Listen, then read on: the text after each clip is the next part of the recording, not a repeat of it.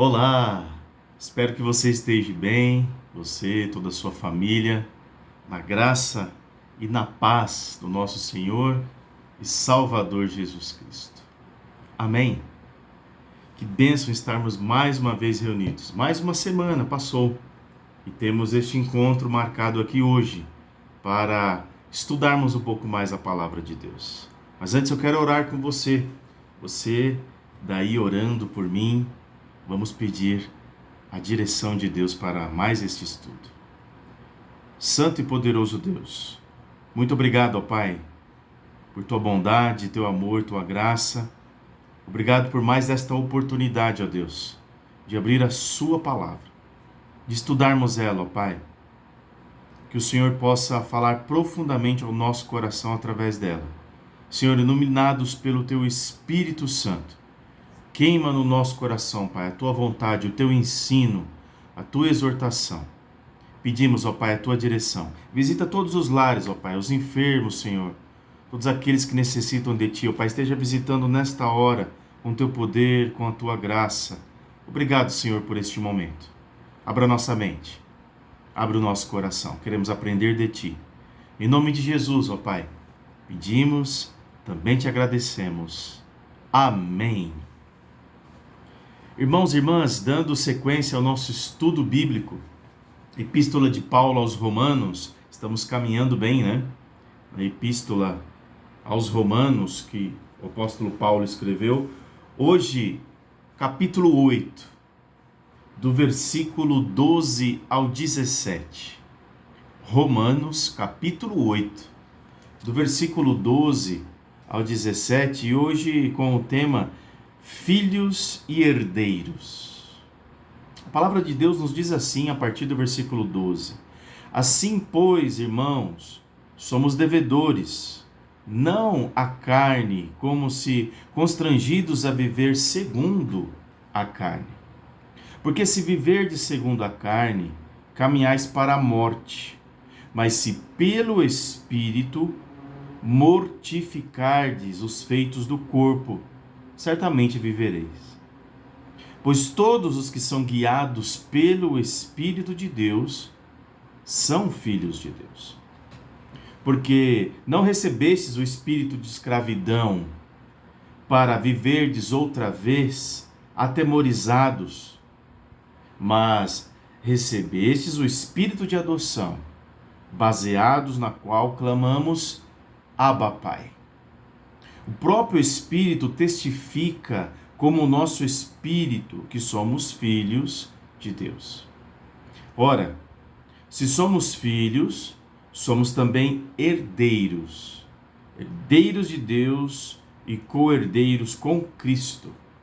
Se com Ele sofremos, também com Ele seremos glorificados. Que palavra maravilhosa, não? Quero discorrer aqui alguns pensamentos com você, nesses versículos, do 12 ao 17, da Epístola de Paulo aos Romanos. O crente, ele pode ter duas inclinações, ou seja, dois pensamentos, mentes. Ele pode possuir duas mentes.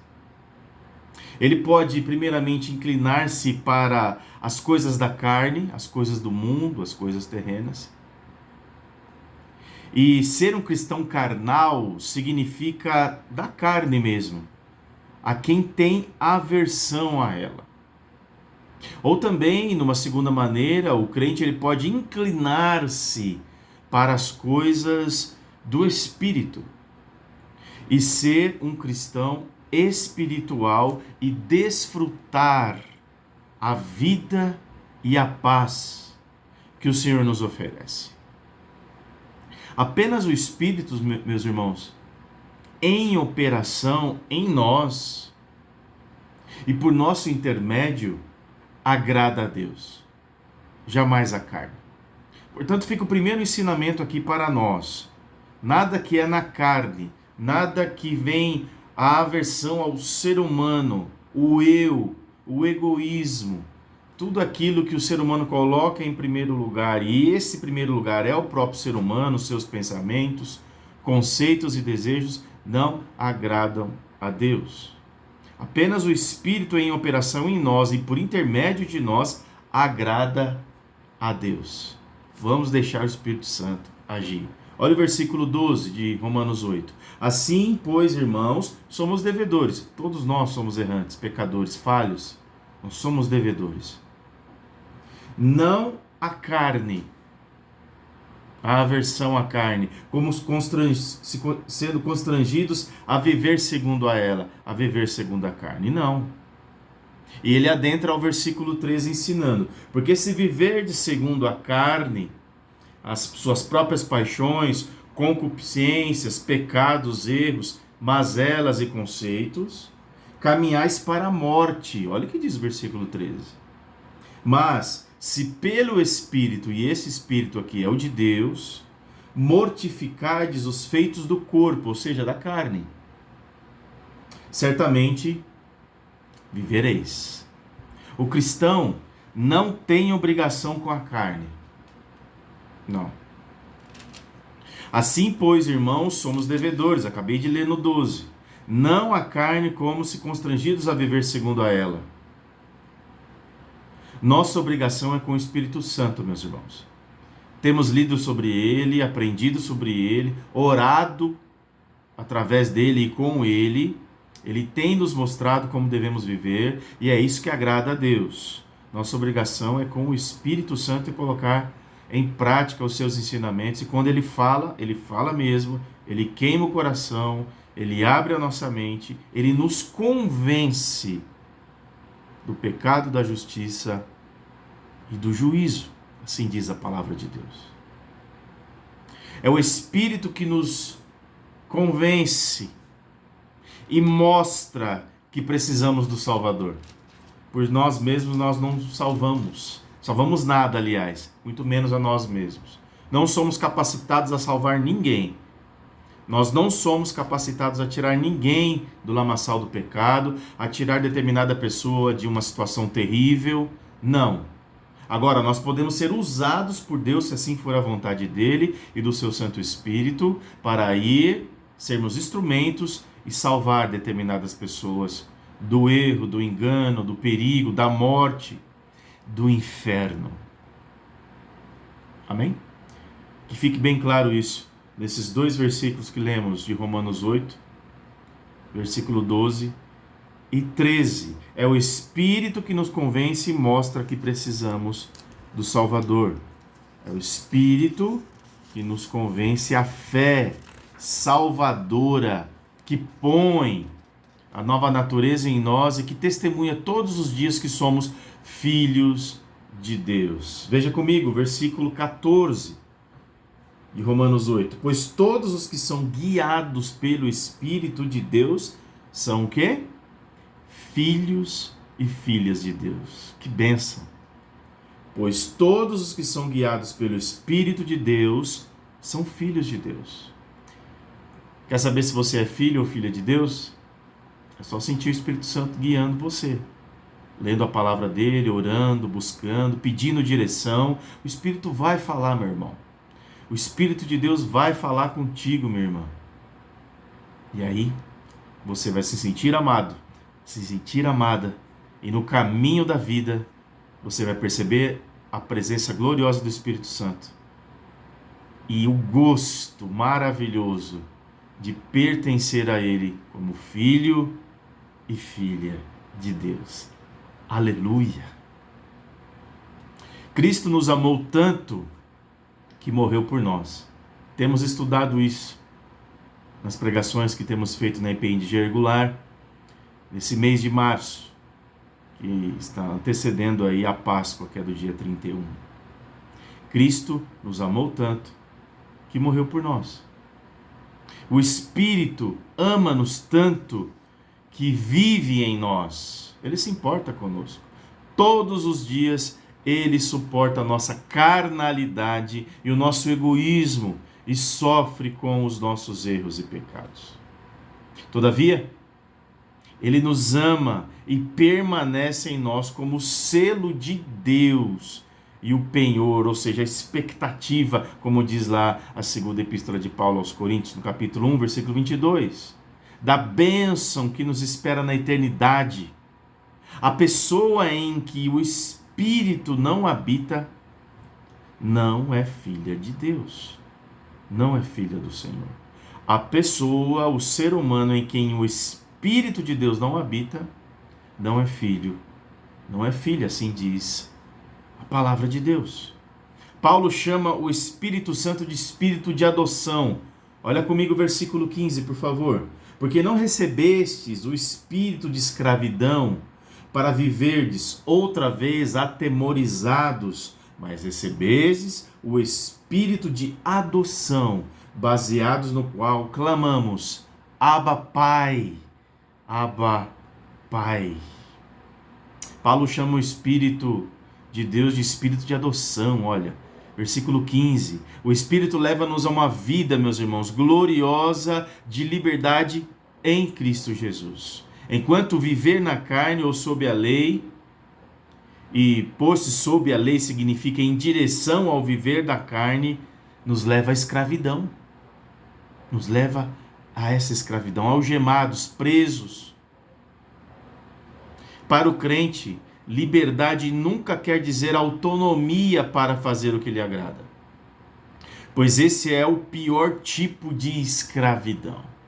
Antes, a liberdade do cristão no Espírito de Deus livra-nos da lei e da carne, a fim de que possamos agradar somente a Deus e nos tornarmos o que Ele quer que cada um de nós sejamos, sabe o quê? Filhos e filhas obedientes. No Novo Testamento, o termo adoção, conforme a gente acabou de ler no versículo 15, não tem o mesmo sentido de hoje, ou seja, de pegar uma criança e torná-la um membro legal de uma família. Não é esse o sentido da palavra adoção. O sentido literal da palavra grega, adoção, é ocupar o lugar de filho. O que quer dizer pegar um menor da família ou de fora dela e torná-lo herdeiro legítimo. Todo crente é filho de Deus por nascimento e herdeiro por adoção.